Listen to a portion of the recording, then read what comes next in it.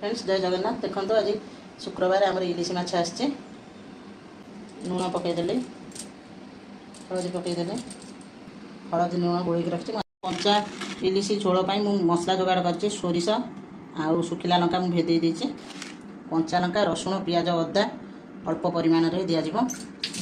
गरम साधारण तेल पकड़ा। देखो तेल गरम हो जाए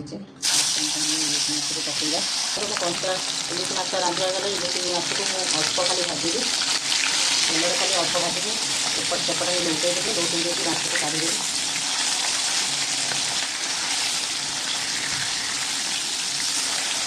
आम माछ भजा हो जाए एमती सब भाजी सारा पर मुझे भाजी देती तेल पकईचे देखो तापर चीनी टी पकईदे देखो चीनी कलर हो गला बर्तमान आम कंचा लंका पकड़ा अदा रसुण लंका गुंड टे पकड़ा गुंड टे पकड़ा जीरा गुंड टे पकड़ा हलदी पकड़ा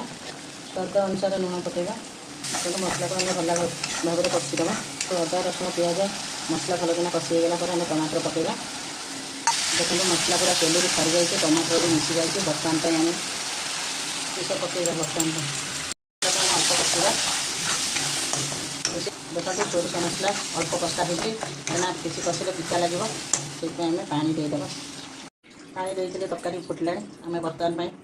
कंचा माछ को सब पकईवा।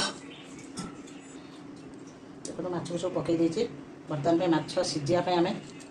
गैस को कम करदे बर्तमान घोड़े ढाकण घोड़ेदेवा तरकारी देखो आम कंचा इलिश माछ तरकारी हो जाए किए खाଇବା आसतु मो चैनल को लाइक शेयर सब्सक्राइब करूँ बेल आइकन को क्लिक करूँ।